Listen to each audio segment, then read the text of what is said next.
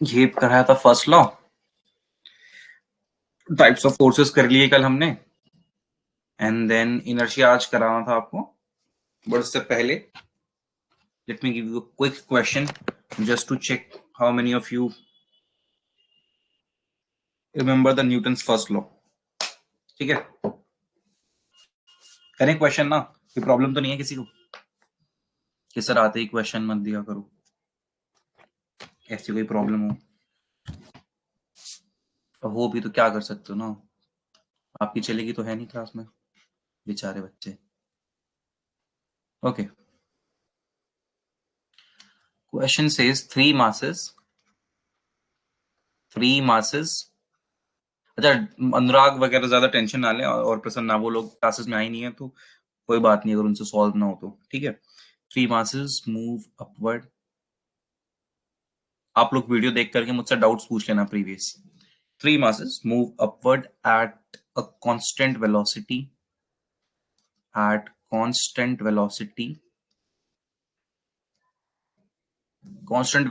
v. Okay, three masses are moving upward at a constant velocity v.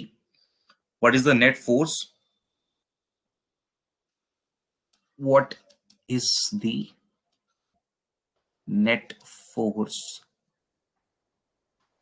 on block B? Okay, I'll draw a diagram. So you have to calculate net force on block B. Suppose this is block A.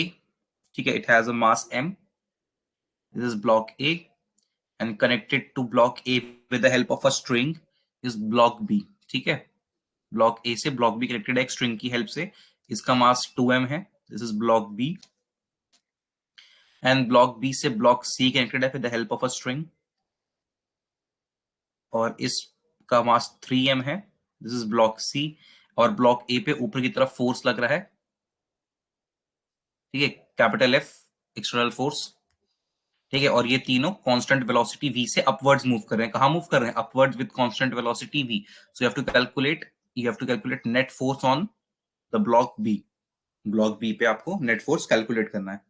Okay, try करिए। Is the question clear?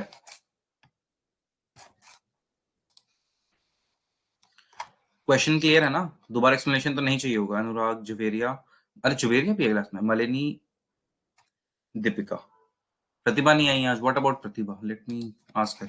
आप लोग solve करें, आप लोग question solve करो। I will find out about her.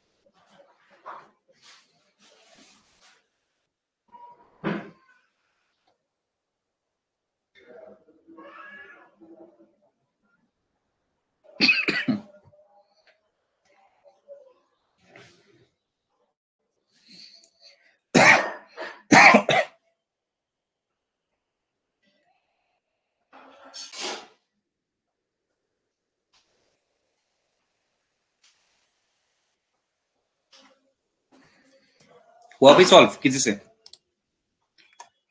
Clear as zero because it's moving with constant velocity. What about anybody else? Malini and Deepika, please try to answer.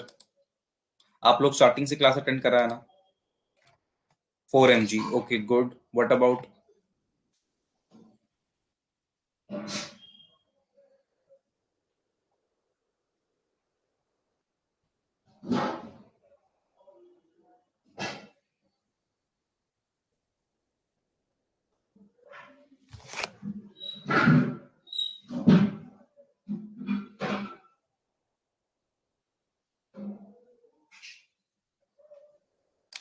कोई बात नहीं Deepika. Let's see how this question is solved. देखो, first of all I don't know why you are not applying the basic first law. मैंने बोला था first law पे based question है, अब तक फर्स्ट लॉ तो कराया है.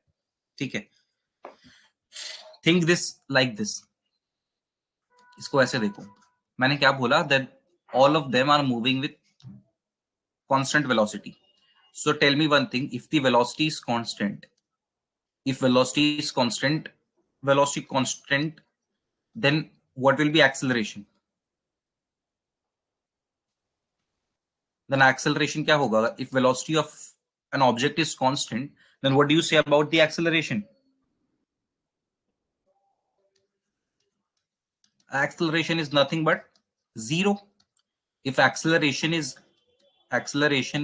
zero, then force is also equal to zero, because force is what? Mass times acceleration. ये acceleration ही आपने zero कर दिया. अब zero multiplied by mass करोगे तो force तो in net zero आएगा ना. So how did you calculate 4 mg? Because you calculated the weight of gravity, है ना? आपने weight of gravity ले लिया. m पर ऊपर फोर्स लग रही है, ये 5 mg नीचे है और इस mg को ऊपर पुल कर रहे हैं, नेट 4 mg. कुछ कुछ करके 4 mg निकाल दिया. But f net zero होगा इस केस में. Why? Because they are moving with constant velocity, so the net acceleration will be zero. And if net acceleration is zero, then the net force or the total force is zero. Very simple concept. ठीक है?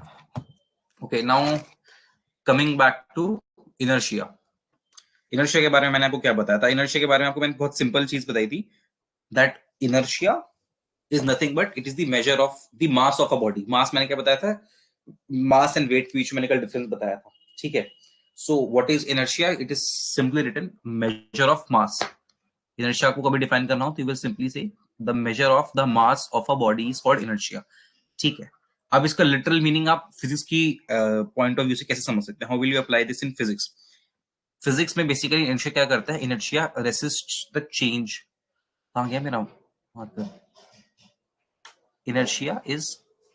Inertia means resist to change in its present state of motion.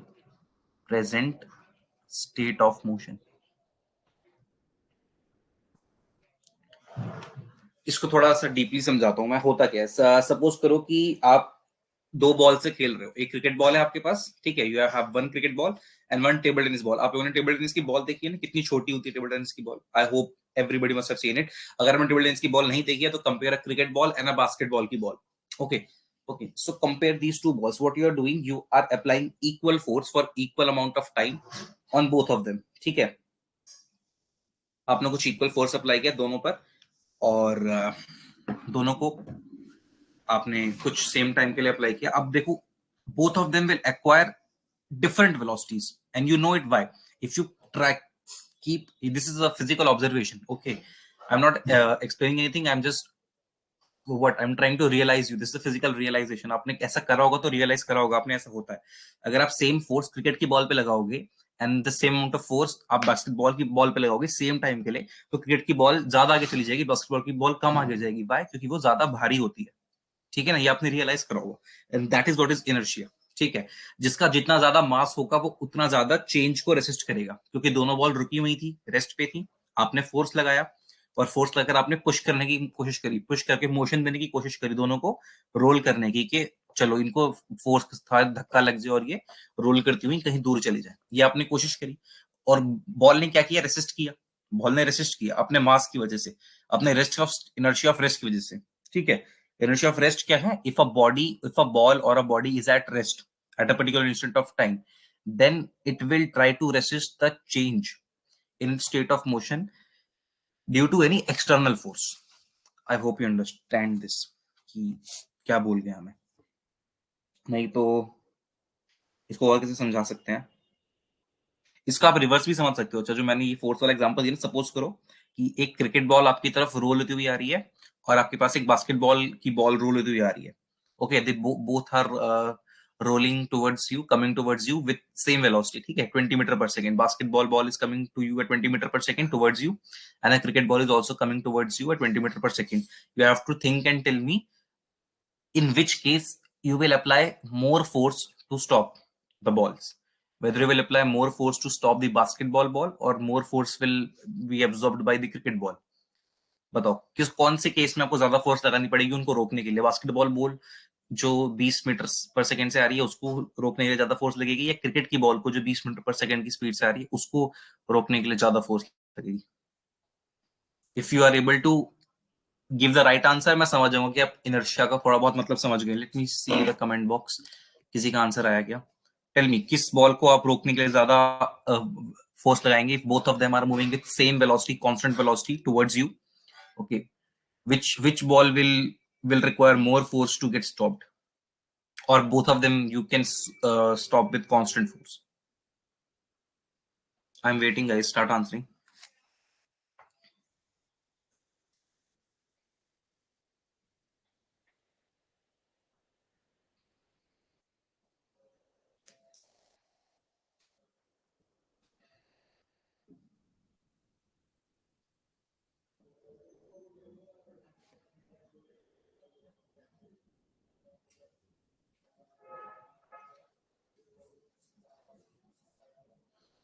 Repeat the question.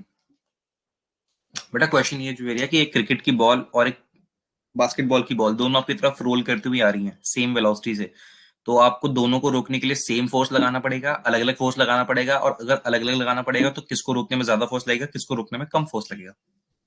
That is the question.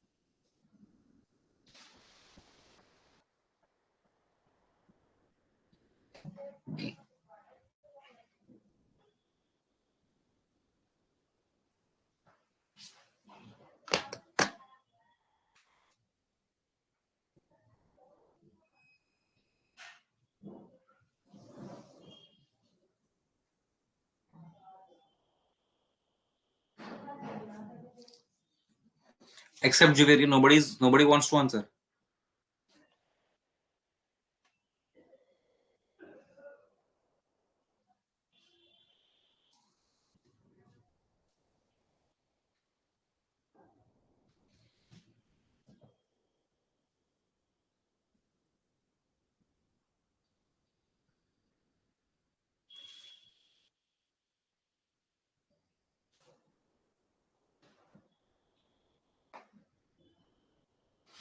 मेरे को तो ये समझ नहीं आता कि बाकी लोग को इसमें क्या समझ नहीं आ रहा। एटलीस्ट आंसर दो, जैसे जुवेरिया ने दिया, मलनी ने दिया। इतना तो आप सोच के बोल सकते हो। ये तो अनुराग भी बोल सकता है। इसमें कोई, ये तो फिजिकल ऑब्जर्वेशन डिस्कस कर रहे हैं, ना कोई फॉर्मूला डिस्कस करो, ना कोई न्यूमेरिकल। तो मैं पूछ रहा हूँ कि बताओ ऐसा होगा तो आपको क्या लगता है आपकी समझ से कि किसको रोकने में ज्यादा टाइम लगेगा? हाँ चलो, दीपिका का भी आंसर आ गया है, बास्केटबॉल को रोकने में ज्यादा फोर्स लगेगा। और ये कॉमन सी ऑब्जर्वेशन है कि बास्केटबॉल को रोकने में ज्यादा फोर्स लगेगा। और जुवेरिया ने लगता है ना तो क्रिकेट खेला है ना बास्केटबॉल खेला है जुवेरिया? कभी आज ही एक्सपेरिमेंट करके देखना, ठीक है? एक फुटबॉल लेना, एक क्रिकेट की बॉल लेना, और अपने दोस्त को बोलना दोनों आपकी तरफ जो है किक करे, और आप देखना किसको रोक पाती हो, किसको आप एकदम हल्का पैर ला के रोक लेती हो और किसको आपको ज्यादा फोर्स लगाना पड़ता है। देखो, मैं यही समझाना चाह रहा हूँ इससे कि Malini and Deepika have given the correct answer that more force will be required by the basket, more force will be required to stop the. अच्छा, टेनिस बॉल समझकर, हाँ नींद में होगी आप. So more force is required by the basketball ball to stop. Now, what have you realized? You have realized that a heavier body has larger inertia than a lighter body. जो heavy body होगी, जिसका ज्यादा मास होगा, उसमें inertia भी ज्यादा होगा then a lighter body जो हल्की वेट की होगी, उसमें कम इनर्शिया होगा. आपको ये बात रियलाइज हो गई होगी इस एग्जांपल से. ठीक है, तो मेरे को यही समझाना था. अ हेवियर बॉडी, अगर मैं लिखूं आपके लिए,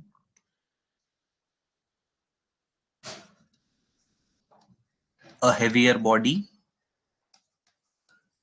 has larger inertia,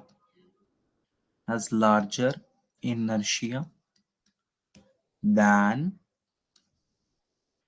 a lighter body.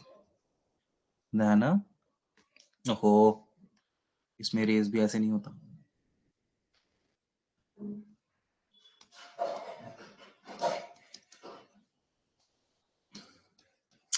ठीक है.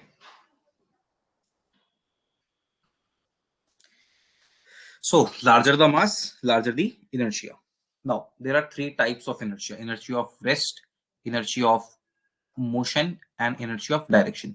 अब क्या करूंगा ना, मैं इन तीनों इनर्शिया के बारे में आपको ना बोल करके समझाऊंगा, लिखूंगा कुछ नहीं. तो आप लोगों की मुझे अटेंशन चाहिए होगी थोड़ी सी, ध्यान से सुनते रहना साथ साथ. I will just explain them through my audio, through my voice, and I will not write.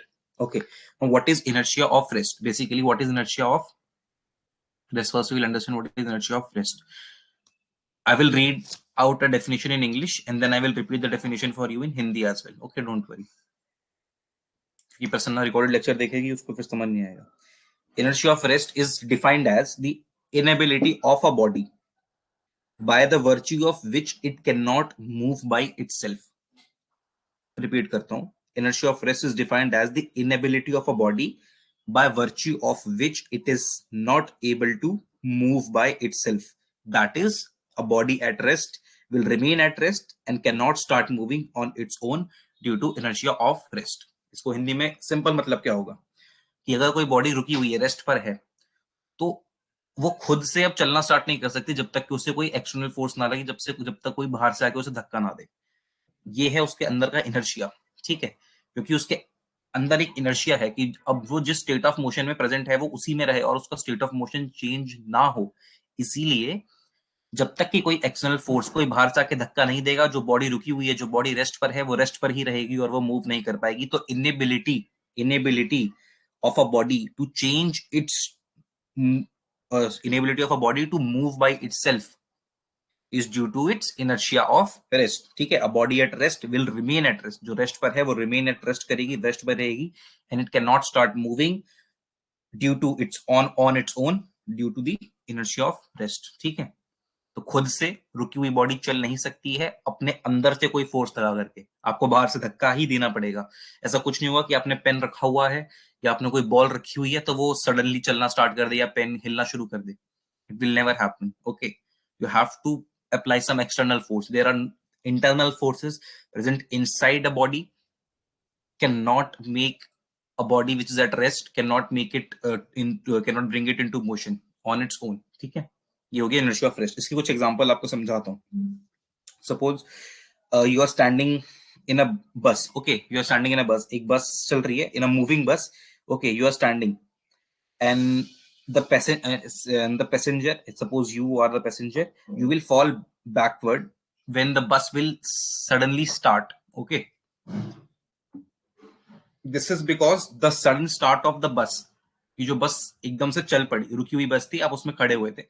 So a bus which was at rest, when it suddenly starts, the passenger will fall backwards. आपने experience करा होगा metro में या कभी आपने बस में travel किया होगा, तो जब मेट्रो या बस एकदम से चलती है स्टेशन पे से, बस स्टैंड पर से एकदम से चलती हुई रुकी हुई होती है और आपने कोई सपोर्ट नहीं पकड़ा हुआ होता, तो you fall backwards. Now why this happens? This happens because your feet, आपके जो पाँव हैं, your feet is in the touch with the surface of the floor of the bus.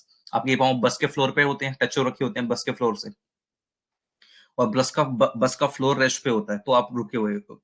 ठीक है, but when the bus suddenly moves, the floor of the bus comes in motion. ठीक है. So your feet also comes in motion, but the rest of your upper body is still in rest and it opposes to change its state of rest. ठीक है. आपकी जो पाँव है, जैसे बस का फ्लोर चलेगा वो भी मोशन में आ जाएंगे, लेकिन आपकी जो अपर बॉडी है, ठीक है, आपका वेस्ट हो गया, आपका एब्डोमेन हो गया, आपका चेस्ट हो गया, ठीक है, they are still in your in a position of rest. They will resist to the change in the motion. भाई वो तो रुके हुए थे एक जगह, उनको नहीं चलना. ठीक है, वो रेसिस्ट करेंगे, और वो रेसिस्ट करेंगे तो जैसी बस आगे चलेगी वो पीछे की तरफ गिरेंगे. ठीक है. तो that is one application of energy of rest which you should remember. ये थ्योरी में क्वेश्चन इस तरह से आ सकता है, that explain why passenger fall backwards in a standing बस व्हेन बस suddenly starts, because due to inertia of rest, the upper body of the passenger is in rest, and when bus suddenly starts, the lower body of the passenger comes into motion, but the upper body is still in rest and it opposes to the change in the state of motion, and that is why the passenger fall backwards. समझ में आ गया आपको? Application की simple application है. आपके पाँव जो है वो मोशन में आ गए जैसी बस चली, लेकिन आपके ऊपर की जो बॉडी है, ठीक है, वो मोशन में नहीं आई, तो वो रेसिस्ट करेगी, और रेसिस्ट करेगी तो वो कहाँ जाएगी? पीछे की तरफ जाएगी, तो इसलिए आप पीछे गिरते हैं. ठीक है. अगली बार कोई गिरे बस में आप देखें तो उसे इनर्शिया पढ़ा देना खड़े खड़े, जब तक आप अगला स्टैंड ना आए, वो इनर्शिया सीख के जाए आपसे. ठीक है. और सेम एप्लीकेशन ये हॉर्स राइडिंग पे भी आपने देखा होगा, जब whenever somebody tries to ride a horse, वो आगे की तरफ लीन होकर, बेंड होकर, they bend forward when they sit on the horse. This is because they will fall backwards, because उनकी लोअर बॉडी तो हॉर्स के बैक के साथ टच में है, and horse का back जब तक रेस्ट पर है then they are stable, but when the horse starts suddenly, okay, then your lower body comes into motion but your head and your neck is not is in the state of rest, so they will fall backwards. इसीलिए कोई horse riding आप कभी भी करते हो तो देखना वो हल्का सा आगे झुक करके बैठते हैं, they lean forward and then they sit on the back of the horse. झुक करके इसलिए बैठते हैं ताकि जब एकदम से घोड़ा चले तो पीछे की तरफ ना गिरे, क्योंकि वो पीछे गिरेंगे नीचे ही गिर जाएंगे. घोड़े की पीठ इतनी तो लंबी होती नहीं है. तो ये कुछ छोटे छोटे एग्जांपल्स है एनर्जी ऑफ रेस्ट के. ऑल्सो एक और एग्जांपल, ये आप कारपेट, आपने देखा होगा मम्मा कारपेट सॉफ्ट करती है, कारपेट उठा के आपका जो है ना बिछा हुआ रहता है किसी एंट्रेंस पे या कहीं भी, और उसको स्टिक से जो है झाड़ू वगैरह से they hit the carpet, they hold the carpet with one hand, with the other hand they hit it with the help of a stick और a broom. Okay. And when they hit it you can see the dust particles are starting to reflect off, है ना, they fly off. Dust particles आपको दिखते हैं ना गिरते हुए, जब झाड़ते हैं उसको झाड़ना बोलते हैं हिंदी में, कि कारपेट झाड़ रहे हैं. That is also because of the energy of rest, because the dust particles were in the state of rest and आपने स्टिक से हिट करा, so the carpet suddenly comes into motion, carpet हिलता है, and the carpet is in the motion, the dust particles are at rest, that is why they fall off, वो गिर जाते हैं आपके कारपेट्स. ठीक है, पायदान से आपके गिर जाते हैं, and your carpet is cleaned. Okay, I hope inertia of rest is clear. Inertia of motion पे अगर मैं चलूं, what is inertia of motion? Inability of a body. Again, inertia of motion की definition बता रहा हूँ. इसको अगर मैं 119 में लिखूं आप लोगों के लिए, will it be good?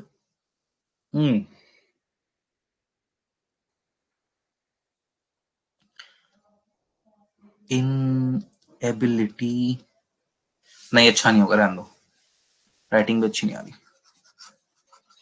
बोल ही देता हूँ ना, आप लोग सुन लो.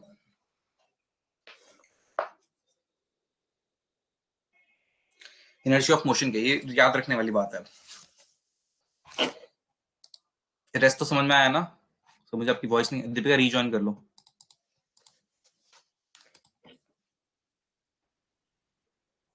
दीपिका, दीपिका, बाकी सबको आ रही है? हाँ भाई, मरनी, अनुराग, आप लोगों को वॉइस आ रही है?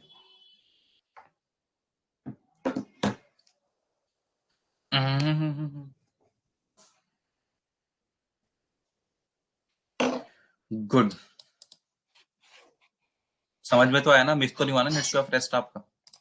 रिकॉर्डिंग देख लेना वरना कोई दिक्कत. Inertia of motion, inability of a body in motion to stop by itself. Inertia of rest का ठीक उल्टा है. इनर्शिया ऑफ मोशन क्या है? Inability of a body which is already in motion. ऐसी बॉडी जो ऑलरेडी मोशन में है, जो ऑलरेडी चल रही है, inability of that body to stop by itself. अब वो खुद से रुक नहीं पाएगी, जो ऑलरेडी चल रही है वो खुद से रुक नहीं सकती, उसको रोकने के लिए कोई एक्सटर्नल फोर्स आपको लगाना पड़ेगा, है ना। So this is exactly opposite of the inertia of motion, inability of a body in motion to stop by itself. A body in uniform motion can neither get accelerated nor retarded on its own. ठीक है, जो body एक uniform velocity से चल रही है, आपकी गाड़ी हो चाहे एक बर्ड हो, ठीक है, जो यूनिफॉर्म वेलोसिटी से फ्लाई कर रही है, तो ना तो वो तेज हो पाएगी, ओके, आप अपनी कार को बढ़ा नहीं सकते, ना आप घटा सकते उसकी स्पीड जब तक कि आप एक्सटर्नल फोर्स ना लगाओ। तो आप कार चलाते होंगे जो लोग, उन्होंने एक्सपीरियंस करा होगा कि आपको फोर्स बढ़ानी होती है तो आप एक्सेलरेटर देते हो, और आपको फोर्स घटानी होती है तो आप ब्रेक मारते हो, है ना, ऐसे करते हैं ना कार में। So that is you are applying external force to change the uniform velocity with which your car is moving. Application तो इसका क्लियर होगा, एक तो कार वाला मैंने दे दिया, इनर्शिया ऑफ मोशन में क्या होगा, ठीक है, यूनिफॉर्म वेलोसिटी से अगर कोई कार चल रही है, if you want to increase the speed और you want that your car should stop, it should come to rest, so you have to apply brakes which is also an external force, or you have to apply accelerator to increase the speed, which is also a type of external force. तो आपको external force लगानी पड़ती है किसी body की जो motion में है उसे रोकने के लिए या फिर उसकी स्पीड को और बढ़ाने के लिए, ठीक है। तो इसका एग्जांपल आप ऐसा समझ सकते हो कि बस वाला एग्जांपल ले लो, ये बस वाला एग्जांपल तो बहुत हो गया, एक दूसरा एग्जांपल लेता हूँ। सपोज अब आप ट्रेन में हो, आपका अपग्रेड कर देते हैं, अब आप अमीर का हो गए थोड़े से, अब आप ट्रेन का टिकट अफोर्ड कर सकते हो, तो आप ट्रेन में हो, आप ट्रेन में जुवेजा की प्लास्टिक वाली क्रिकेट की बॉल लेकर के गए, तो अभी क्या हुआ, आपने कैच कैच खेलना स्टार्ट किया, लेकिन आप अकेले हो, अफसोस, ठीक है, तो you are playing catch catch inside a train coach, अरे वाह, राइम हो गया ना, you are playing catch catch inside a train coach coach without any coach. तो होगा क्या, बॉल को ऊपर उछालोगे, ठीक है, और वापस बॉल आपके हाथों में आके गिर जाएगी, होगा ऐसा ही होगा ना। कभी ट्रेन में कैच कैच खेलो, नहीं खिलाओ तो इमेजिन कर सकते हो एग्जैक्टली, अब ट्रेन के कोच में खड़े हो, ट्रेन चल रही है, the train is moving and you throw a ball upwards, ठीक है, आपने ट्रेन की छत की तरफ आपने बॉल उछाली, और नीचे आप हाथ ऐसे कैच करने की पोजीशन में लेकर खड़े हो, तो जब बॉल नीचे आएगी आप कैच कर लोगे, simple.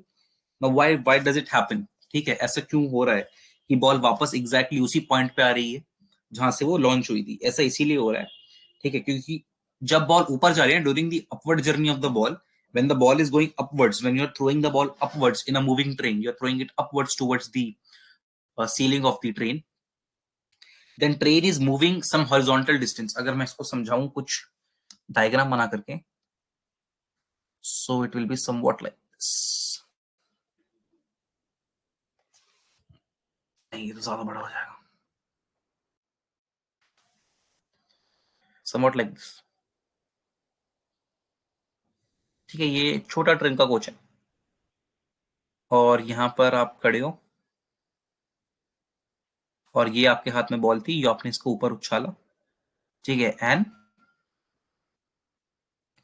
the train is moving with velocity u in this direction, so after t time के बाद क्या होगा, the train will move some distance x, है ना, and the train will come to this point, train यहाँ कहीं पहुंच जाएगी, आप भी ट्रेन के साथ साथ हो, तो आप ट्रेन के अंदर हो, you will also reach, you will also cover x distance, and the ball, when now the ball is falling downwards, the ball has also covered x distance along with the train, okay, you see, जब ball ऊपर जा रही थी ना, जब ball ऊपर जा रही थी, तो ट्रेन कहाँ जा रही थी, इधर जा रही थी, तो जब बॉल ऊपर जा रही थी तो सिर्फ ऊपर नहीं जा रही थी, वो ट्रेन के साथ साथ इधर भी जा रही थी, okay, when the ball was going upwards during its upward journey, the ball also moves along the horizontal with the train due to inertia of motion, okay, because when you launch the ball, जब आपने ball को launch किया, when you launch the ball had an upward velocity as well as an horizontal velocity, so ball will both travel upwards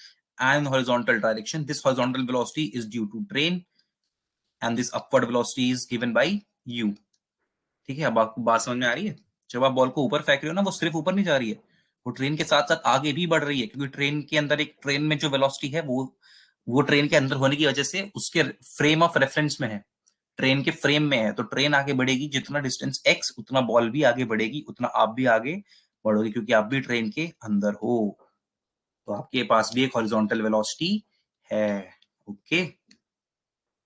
so To summarize, a ball thrown upwards in a train moving with some uniform velocity returns back to the thrower. ठीक है, thrower के पास वापस आ जाती है because during the upward and the downward motion the ball also moves along the horizontal with the train due to inertia of motion. upward और downward journey के साथ साथ आपकी बॉल हॉरिजॉन्टल मोशन भी, हॉरिजॉन्टल डिस्टेंस भी cover कर रही है, ठीक है, and hence the ball returns back to the thrower, इसी वजह से वापस उसी पॉइंट पे आती है जहां पर से वो लॉन्च करी गई होती है। ये भी क्लियर होगा inertia of motion. Inertia of direction अगर आपको मैं थोड़ा सा समझाऊं, what is inertia of direction. अपने पास एक पेज है ना, चलो कोई नहीं।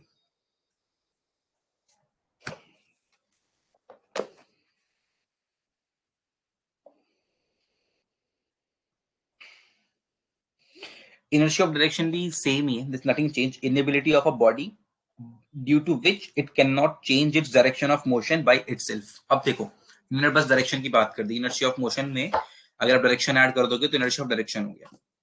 इनर्शिया का मतलब क्या है, खुद से अपना रेस्ट का अगर स्टेट पे हो तो मोशन में नहीं आना, खुद से अगर आप मोशन में हो खुद से तो आप रेस्ट पे ना पाओ, रुक ना पाओ, और आप खुद से अगर मोशन में हो किसी पर्टिकुलर डायरेक्शन में तो आप डायरेक्शन भी चेंज ना कर पाओ खुद से, वही इनर्शिया है। खुद से आप ना चेंज कर पा रहे हो ना, मतलब ना रुक पा रहे हो, ना मोशन में आ पा रहे हो, ना डायरेक्शन चेंज कर पा रहे हो, क्योंकि इनर्शिया होता है। इनर्शिया मतलब रेसिस्ट करना, चेंज को रेसिस्ट करना, ठीक है। एक्सटर्नल फोर्स जो चेंज लगा रही है उसको आप रेसिस्ट कर रहे हो। क्या एग्जांपल तो इनर्शिया ऑफ डायरेक्शन में, इनर्शिया ऑफ डायरेक्शन में एग्जांपल, डेफिनेशन तो क्लियर होगी ना, देखो सिंपल है, the virtue by which a moving body, the virtue by which a moving body is not able to change its direction of motion by itself, ठीक है, खुद से अपने डायरेक्शन ऑफ मोशन को चेंज नहीं कर पा रही है, उसका रीजन क्या होगा, इनर्शिया ऑफ डायरेक्शन, ठीक है। तो इसका सबसे अच्छा एग्जांपल होता है, इसके दो तीन एग्जांपल होते हैं वैसे। पहली बात तो देखो, आपने कभी नोटिस किया होगा, आपने की शर्ट अगर कभी गाड़ी या बाइक चलती हुई देखी है तो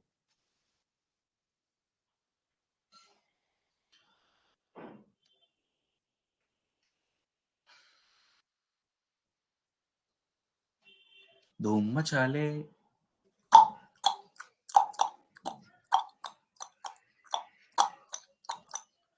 ठीक है, ये कुछ तो है, मुझे पता नहीं अभी क्या है, डर्ट बाइक है ये। डर्ट बाइक पता है क्या होती है, डर्ट बाइक आपने देखी होगी डेजर्ट्स वगैरह में चलती है, डर्ट बाइक धूल में रेत में चलती है, ठीक है, नहीं तो कभी देखना डर्ट बाइक्स। रेत में सिर्फ कैमल नहीं चलते, कैमल की स्पीड तो बहुत स्लो होती है, तो रेत में अगर आपको डिस्टेंस तेजी से कवर करना है तो डर्ट बाइक चलती है डेजर्ट्स में। क्या पढ़ा रहा था मैं, क्या पढ़ाने लग गया, इनर्शिया ऑफ डायरेक्शन, ठीक है। अगर सपोज करो ये डर्ट बाइक आप कीचड़ में चला रहे हो, ठीक है, you are moving this dirt bike inside some mud, तो क्या होगा, जब आप चलाओगे ना तो ये मड ये फ्लाई ऑफ करेगा, ठीक है, और ये टेंजेंशियली फ्लाई ऑफ करता है, ठीक है, इस पॉइंट पे आपका व्हील है तो यहां से फ्लाई ऑफ करेगा, फिर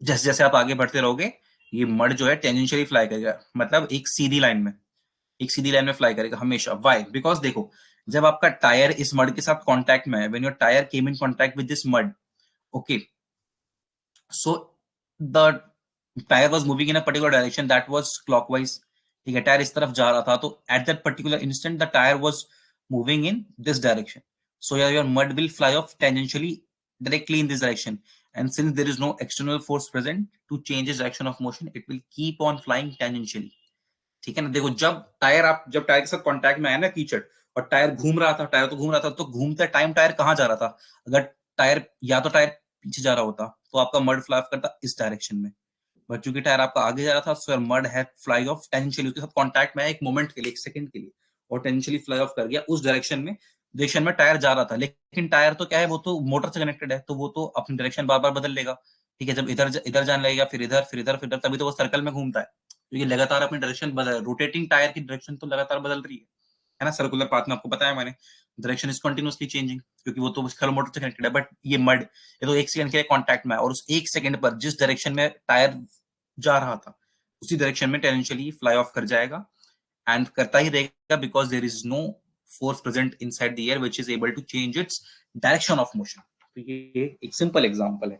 इसके अलावा भी एक एग्जांपल होता है कि सपोज आप लोग कार में ट्रैवल कर रहे हैं, एक बार देख लूं मैं, वॉइस वगैरह आती है, चलो उसकी समझा दूं उसके बाद देखूं। सपोज आप लोग कार में ट्रैवल कर रहे हैं, ठीक है, on a straight road, travelling in the car on a straight road, ठीक है। अब आप लोग स्ट्रेट जा रहे हैं रोड पे,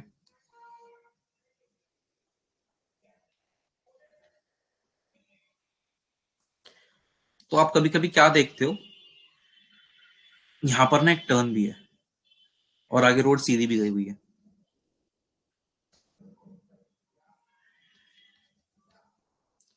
तो if you are moving straight और जैसे ही आप इस पॉइंट पर पहुंचे जहां पे टर्न है और आपने एक शार्प टर्न लिया, एकदम शार्प टर्न, ठीक है, ऐसे आप तुरंत यहां पे आए, शू शू शू शू, एकदम शार्प टर्न आपने लिया, आपने बिल्कुल भी वो नहीं करा, क्या बोलते हैं, अपनी वेलोसिटी को कंट्रोल नहीं करा। आप जिस वेलोसिटी पे स्ट्रेट लाइन में जा रहे थे, जिस वेलोसिटी से आप स्ट्रेट लाइन में जा रहे थे, उसी वेलोसिटी पे आपने गाड़ी को मोड़ दिया, आपने स्टीयरिंग घुमा दिया पूरा का पूरा। So what will happen when you will take a sharp turn with high speed, I'm sorry, when you will take a sharp turn with high speed, your tendency of the driver, okay, your मैं कह रहा हूँ मतलब tendency of your driver is to get thrown on the other side. Other side कौन सी other side, जिस direction में आप throw होगे वो किसकी अदर साइड होगी।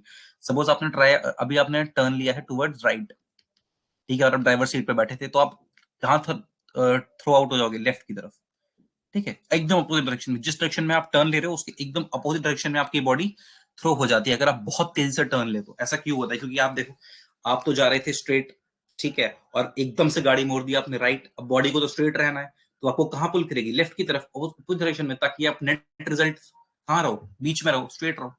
तो ऐसा इसीलिए होता है, ठीक है। When you are taking a sharp turn with high speed, you intent और you get thrown in an opposite side of the turn, जिस डायरेक्शन में आप टर्न ले रहे हो अपोजिट डायरेक्शन में आपको कार, या आपकी कार तो नहीं, आपकी इनर्शिया ऑफ डायरेक्शन थ्रो कर देती है, okay, because inertia of direction wants to keep you in straight line because you were moving in straight line for a long time, and very instant, एकदम तुरंत आपने right turn ले दिया, तो आपको वो लेफ्ट फेंक देगा ताकि आपका नेट रिजल्ट बीच में आए, ठीक है। वो इतना शार्प हो नहीं पाता, ऑब्वियसली इनर्शिया इतना होता नहीं है, ठीक है, क्योंकि गाड़ी में तो कितनी ज्यादा स्पीड होती है और बॉडी में कितना ही मास होता है, तो अच्छे से पता चलता है कि आप लेफ्ट में जा रहे हो, ये आप एक्सपीरियंस करके देख लेना, ठीक है। तो अच्छा, इसे बोलते हैं unbalance force applied by the engine. हम अनबैलेंस क्यों बोल रहे हैं हम, क्योंकि आपकी बॉडी में तो इनर्शिया का एक स्पेसिफिक मेजर है। इनर्शिया का मेजर पता है कैसे निकालते हो आप, योर मास, ठीक है, मल्टीप्लाइड बाय योर वेलोसिटी, आप किस वेलोसिटी से जा रहे थे, मल्टीप्लाई बाय योर मास। अब ये तो एक कांस्टेंट फोर्स है, इसको आप चेंज नहीं कर सकते, क्योंकि वेलोसिटी एक पर्टिकुलर टाइम पर कुछ रही होगी और मास तो आपका जो है वो है ही 60 किलो 70 किलो, जो भी आपका मास है, तो इसकी तो एक लिमिट है, ठीक है, इनर्शिया की एक लिमिट है। लेकिन टर्न लेने की कोई लिमिट, इसकी कोई लिमिट नहीं है, जो आपका आप गाड़ी से टर्न ले रहे हो, क्योंकि आप वेलोसिटी कितनी भी बढ़ा सकते हो, ठीक है, 50 पे जा रहे हो आपने, टर्न के टाइम मान लो 60 कर दी, 70 कर दी, तो आप कितनी भी हाई वेलोसिटी से टर्न ले सकते हो। This is a type of unbalanced force applied by the engine to change the direction of the motion of the car, and due to this unbalanced force the driver slips to one side of the seat due to the inertia of body. तो तीनों inertia की definitions clear होंगी, I hope. और इसी के साथ एक question वगैरह दे दें आपको। अच्छा, पहले let me see if you are clear और नॉट, जल्दी बताओ। बीच साइड होती है हमारे साइड से, यस सर, मुझे बस यस से मतलब है, मेरे को ये दोनों समझ में नहीं आया, क्लियर। चलिए, व्हाट अबाउट अदर्स, समझ में आया बाकी सबको भी।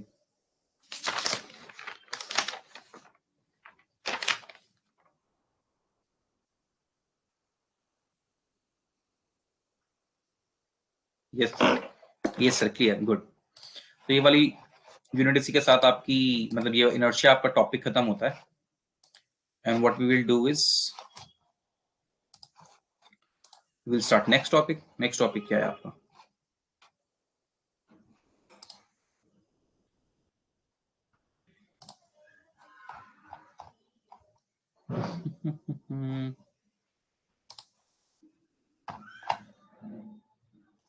एनएलएम एलओएम पार्ट 2 करके होना चाहिए आपका एक, ये रहा।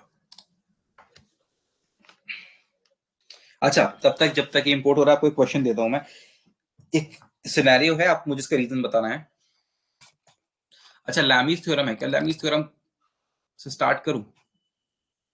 लैमीज थ्योरम है कुछ नहीं, वैसे पढ़ा सकता हूँ, वैसे इसका यूज बाद में आएगा, बट कोई बात नहीं है, इसको पढ़ा देता हूँ, इसमें कुछ वैसी चीज नहीं चाहिए। अच्छा, एक क्वेश्चन देता हूँ मैं तब तक, फिर सोच के बताओ। आपने एक बुलेट फायर करी एक ग्लास विंडो पे, ठीक है, ग्लास की एक विंडो है, आपने उस पर एक बुलेट फायर करी, ठीक है। तो आपने अक्सर देखा होगा जब किसी ग्लास विंडो पे का बुलेट फायर करते हो तो जिस पॉइंट पे बुलेट हिट करती है सिर्फ उसी पॉइंट पे छेद होता है, ठीक है। पूरा का पूरा ग्लास का जो आपका विंडो है वो क्रैक नहीं होता, ठीक है। और ग्लास का विंडो क्रैक क्यों नहीं होता, इसका आपको रीजन बताना है पूरा का पूरा, ठीक है। ये आपने एक्सपीरियंस कभी कराओ नहीं कराओ, वैसे आपने कहीं करा होगा ये सपोज, बट आप ये देखना, कुछ जो ग्लास के होते हैं ना, अच्छा ग्लास, मोटा ग्लास, ठीक है, नॉट बुलेट प्रूफ, बट जो मोटा ग्लास की विंडोज होती है उस पर आप अगर बुलेट फायर करोगे, ठीक है, तो एक स्पेसिफिक जो पोर्शन है जहां पर बुलेट हो रही है सिर्फ वहीं पे छेद होगा, उतने एरिया का ग्लास टूटेगा, ना कि पूरी विंडो बाहर आएगी। तो you have to give me the reason for this, आपको क्या लगता है क्या रीजन हो सकता है इसका? ये इनर्शिया, किसी ना किसी इनर्शिया पे ही बेस्ड है, मगर थोड़ा एग्जैक्ट आप बता दो सोच करके थोड़ा। Obviously you can take 1 minute and you can think about this.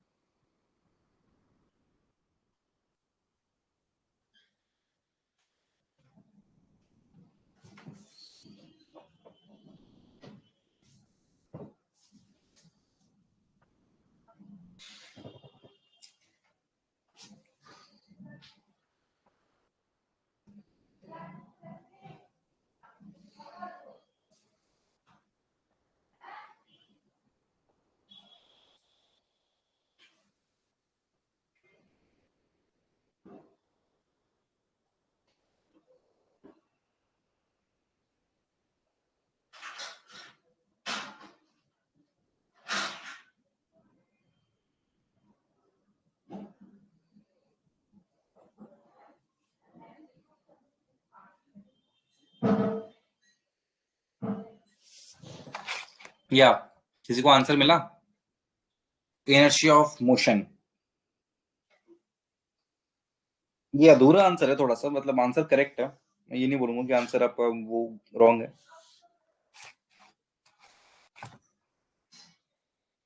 Okay, don't worry, I tell you.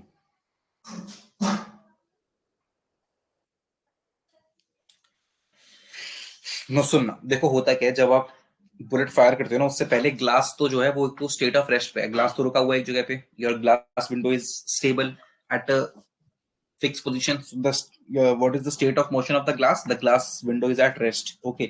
And now when the bullet strikes, जब बुलेट हिट करने आ रही है, ठीक है, ग्लास प्लेन को, तो जिस पार्ट से कांटेक्ट करेगी, ठीक है, the part of the glass plane which comes in contact with the bullet, जितना पार्ट ग्लास प्लेन का बुलेट कांटेक्ट में आया, इमीडिएटली उतने उतने पार्ट ने, ग्लास प्लेन विंडो के उतने पार्ट ने, तो बुलेट की जो इतनी तेज वेलोसिटी होती है वो उसने ले ली, बुलेट अपनी वेलोसिटी ट्रांसफर कर देगी, जैसे हिट करती है आप आगे पढ़ोगे ये कोलिजन में, ठीक है, कि वेलोसिटी ट्रांसफर कर देते हैं। इन इलास्टिक और इलास्टिक कोलिजन पढ़ेंगे आप। इन इलास्टिक कोलिजन में क्या होता है, जो बुलेट है जो बहुत तेज वेलोसिटी से आती है, जब वो किसी को हिट करती है तो अपनी सारी वेलोसिटी उसको ट्रांसफर कर देती है, ठीक है। तो उसने अपनी सारी वेलोसिटी, लार्ज वेलोसिटी उस छोटे से ग्लास प्लेन के एरिया को ट्रांसफर कर दी, जिसकी वजह से उस स्पेसिफिक एरिया में होल हो गया, और the remaining part of the जो ग्लास था उसमें वो रेस्ट पे ही रहेगा, वो नहीं टूटेगा, बिकॉज इनर्शिया ऑफ रेस्ट, ठीक है, रेस्ट पे रहने का जो इनर्शिया है, मोशन में ना आने का जो इनर्शिया है, ठीक है।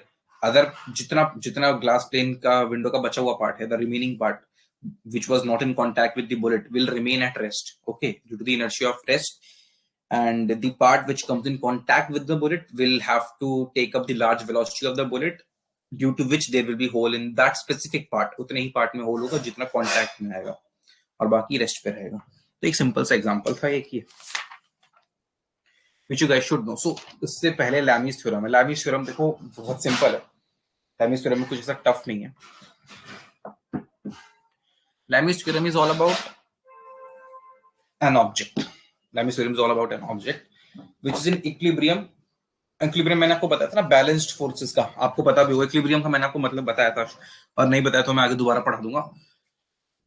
बट लैमीज थ्योरम आप याद रखना, क्योंकि ये भी टॉपिक मिस हो गया तो फिर दोबारा कभी आएगा। If an object O which is in equilibrium under the three concurrent forces, ये देखो थ्री कॉन्करेंट फोर्सेस लग रही हैं एक ऑब्जेक्ट पे, ऑब्जेक्ट ओ ये रखा, थ्री कॉन्करेंट फोर्सेस F1 है, F2 है, F3 है। What is concurrent? कॉन्करेंट का मतलब क्या होता है? which are getting applied on a single point. Concurrent means the force, all the three forces are getting applied on a single point. ठीक है? So these are three concurrent forces and coplanar. Coplanar मतलब एक ही plane में act करने वाली। ठीक है? Concurrent आपका है acting on the same point, acting on same point, and concurrent है आप, coplanar है आपका। भाई कहाँ है marker?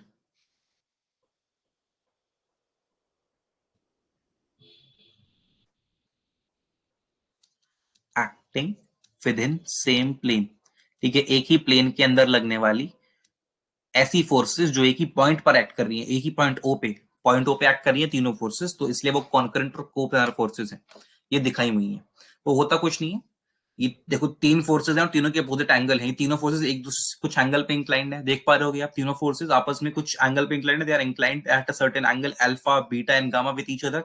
So F2 and F3 are inclined at an angle alpha with each other. F2 and F1 are inclined at an angle gamma with each other, and F3 and F1 forces are inclined with each other at an angle beta. ये दोनों से एक दूसरे से beta angle पे हैं। F2 और F1 gamma angle पे हैं, F3 और F2 बेटा अल्फा एंगल पे हैं। तो लिखा क्या फॉर्मूला, बस पढ़ लो, कुछ नहीं है। लैमी ने थ्योरम दी थी कि अगर कोई ऐसा केस बने कि तीन फोर्सेस एक पॉइंट पर एक्ट कर रही हो और तीनों एक दूसरे कुछ एंगल पे इंक्लाइंड हो, तो जो फोर्स उठाओगे ना F1, उसका अपोजिट वाला एंगल F1 उठाया तो उसका अपोजिट एंगल क्या है? अल्फा। तो F1 अपॉन साइन अल्फा किसके बराबर होगा? F2 के अपोजिट कौन सा एंगल है? F2 के अपोजिट है देखो बीटा, तो वो बराबर होगा F2 अपॉन साइन बीटा के। और F3 के अपोजिट कौन सा एंगल है? देखो गामा, गामा F3 के अपोजिट है, will be equal to F3 upon sine gamma. So F1 upon the opposite angle of F1. Alpha is angle is opposite to F1. So F1 upon opposite sine of opposite angle, F1 upon sine alpha is will be equal to F2 upon sine of the opposite angle, F2 upon sine beta is equal to F3 upon sine gamma. ठीक है, इसका use बहुत कम questions में आएगा, मैं question जरूर कराऊंगा जब इसका यूज आएगा। आज मुझे केवल इंट्रोडक्शन कराना था आपको, लैमीज थ्योरम होती क्या है। तो लैमीज थ्योरम इज ऑल अबाउट एक ऐसा ऑब्जेक्ट जिस पर तीन फोर्स लग रही हैं, तीन different forces, and these forces are concurrent, मतलब एक ही पॉइंट पर एक्ट करने वाली, कोप्लेनर एक ही प्लेन के अंदर रहने वाली, और जिनकी वजह से ये पॉइंट इक्विलिब्रियम में है। ऐसा नहीं है कि F1 और F2 ने मिलकर कोई मोशन प्रोड्यूस कर दिया। F1 और F2 का जो रिजल्टेंट होगा वो F3 के इक्वल होगा। That is why this point is in equilibrium, this point O is in equilibrium. ये किसी भी फोर्स से इन्फ्लुएंस नहीं हो रहा है। ठीक है, कोई भी फोर्स इसमें कोई वेलोसिटी या कोई एक्सेलरेशन नहीं लेकर के आ रही है, तो ये अपनी जगह पर है, वहीं रहेगा। तीन डिफरेंट फोर्सेस लगने के बावजूद भी अपनी जगह पर रहेगा। ठीक है, ऐसे ऑब्जेक्ट को इक्विलिब्रियम में बोला जाता है कि that object is under equilibrium. और ऐसी फोर्सेस को आप लिख कैसे सकते हैं? F1 upon sine alpha will be equal to F2 upon sine beta equal to F3 upon sine gamma. इस तरह से आप लिख सकते हैं। ठीक है, लैमीज थ्योरम हो गया। What else? Newton second law of motion कराने से पहले मैं सोच रहा हूँ आपको मोमेंटम के बारे में बता दूं, वो ज्यादा बेटर रहेगा कि आप लोगों को मोमेंटम करा दूं ना, बजाय आप लोगों को डायरेक्टली मैं वो कराऊं Newton first law of motion. तो read about momentum. What is momentum? Very simple definition है मोमेंटम की, बहुत सिंपल डेफिनेशन दी हुई है। क्या दी हुई है मोमेंटम की definition? Momentum is the quantity possessed by an object due to by the virtue of its mass and motion। बहुत ध्यान से पढ़ना। मोमेंटम इज अ क्वांटिटी, इस पे येलो चलेगा, दिखेगा? हाँ दिखेगा। Momentum is a quantity possessed by an object by the virtue of its mass and motion।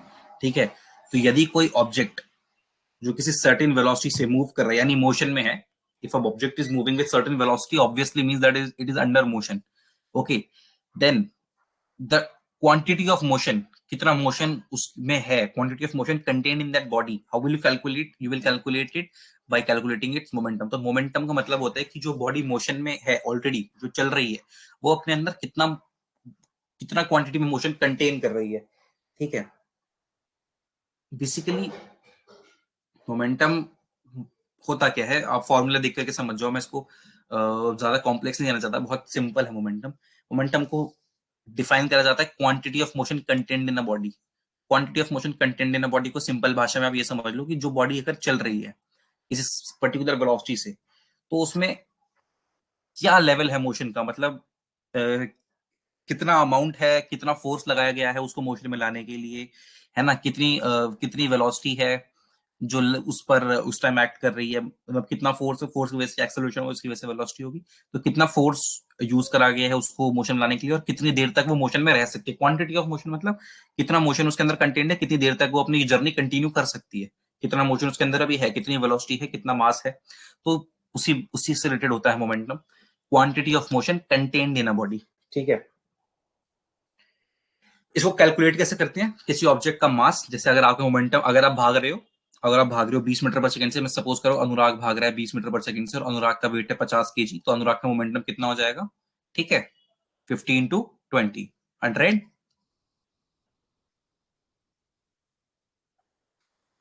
ये 1000। बताओ यार, मल्टीप्लीकेशन समझ में आ रहा है? कुछ सो गए? वेव इनर्शिया ऑपरेशन के बाद एक एग्जांपल ले। अरे भाई क्या होगा, मोमेंटम कैसे निकालोगे? एक बंदा जो 50 किलो का है और उसको 20 मीटर पर सेकंड से भाग रहा है, उसका मोमेंटम कितना आएगा? 100 के 1000? सो जाते हैं सब।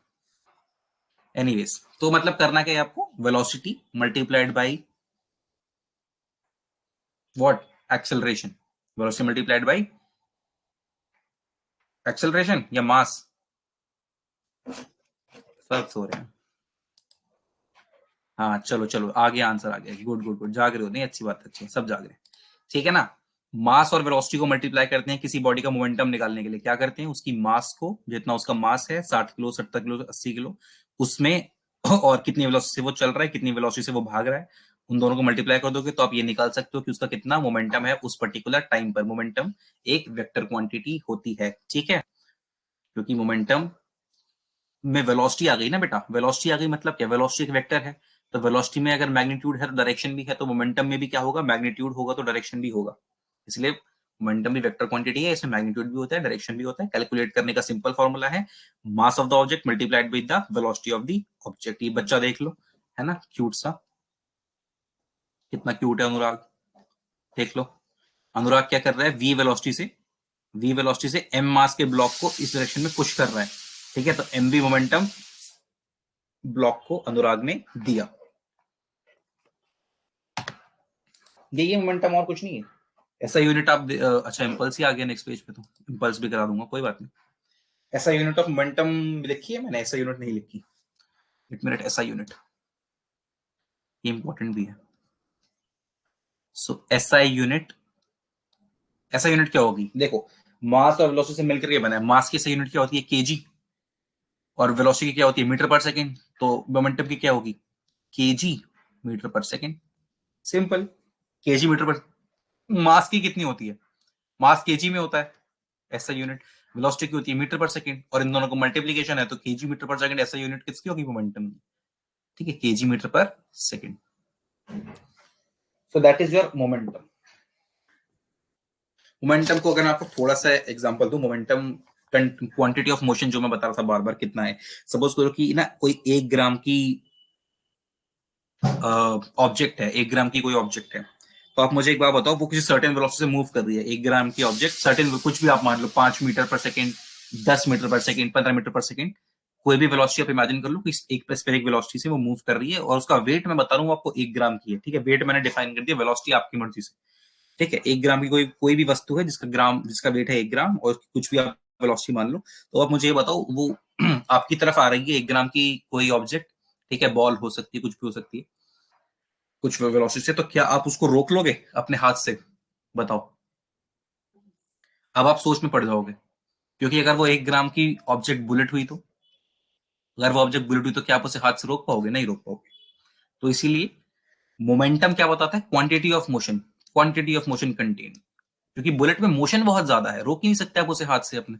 ठीक है, भले ही उसका मास बहुत कम है लेकिन वेलोसिटी बहुत ज्यादा है।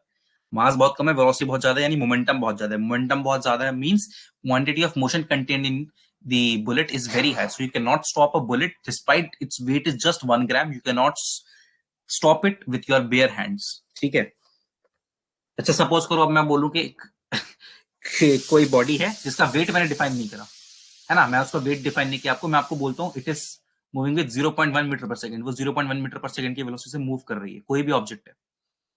ऑब्जेक्ट अब आपको सोचना है, मैं वेट नहीं बताऊंगा, मैंने वेलोसिटी डिफाइन कर दी कि वो 0.1 मीटर पर सेकंड की स्पीड से एक ऑब्जेक्ट है, वो मूव करती हुई आपकी तरफ आ रही है। अब आप बताओ उसे रोक सकते हो अपने हाथों से?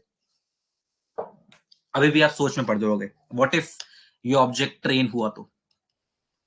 अभी भी नहीं रोक पाओ कि अगर एक ट्रेन है और वो बहुत ही धीरे चल रही है, बहुत धीरे, लेकिन रोक तो उसको भी नहीं पाओगे ना हाथ से। तो इससे क्या समझ में आया आपको कि या तो मास या वेलोसिटी दोनों में से एक कम या ज्यादा हो, उससे फर्क नहीं पड़ता है, आपको दोनों चाहिए ये बताने के लिए कि कितना मोशन है।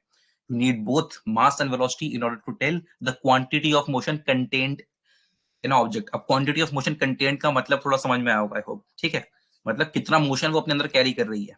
अब एक ट्रेन है, अब भले ही वो 0.1 मीटर पर सेकंड चलती है, लेकिन उसका मास इतना ज्यादा है, इसलिए वो अपने अंदर मोमेंटम बहुत ज्यादा कंटेन करती है, यानी उसका मोशन अपने अंदर बहुत ज्यादा है, तो आप उसको बेयर हैंड से रोक नहीं सकते हो हाथ लगा करके, ठीक है। तो this determines that mass and velocity both are an important factor to determine the effect of motion। Motion कैसा होगा, उसका क्या इफेक्ट होगा, इसके लिए आपको ऑब्जेक्ट का मास और वेलोसिटी दोनों पता होना चाहिए, ठीक है। मोशन को कैलकुलेट, मोशन को डिनोट करते हैं बेटा पी से, मोमेंटम को, सॉरी नॉट मोशन को, मोमेंटम को पी अल्फाबेट से डिनोट करते हैं, small P, small P, small P से आप इसे डोनेट करते हो, देखो डिनोट करा हुआ है ना मैंने स्मॉल पी से, तो स्मॉल पी अल्फाबेट होता है जिसको आप, जिससे आप मोमेंटम को डिनोट करते हो। ये क्या हुआ?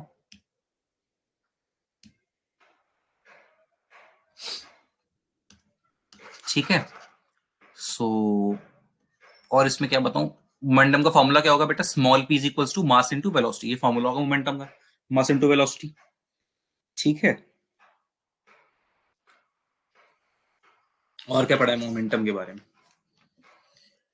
और तो इतना समझ में आया, क्वांटिटी ऑफ मोशन क्या मैं बोल रहा था? नो सर, क्या समझ में नहीं आया इसमें? अच्छा, जो मैं रोक सकते हो पूछ रहा था, उसका आंसर दे रहे होंगे आप, ओके गॉट इट। जल्दी बताओ, इतना समझ में आया? 6:43 भी, 6:45 भी हो गए बल्कि। आप एक काम करें, आपकी क्लास स्टार्ट हो गई होगी,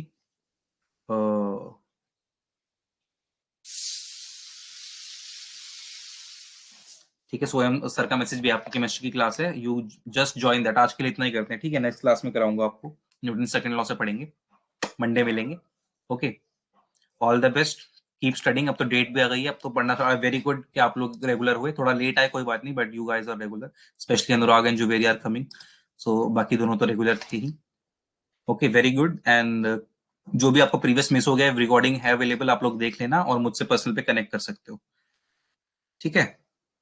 बाय बाय।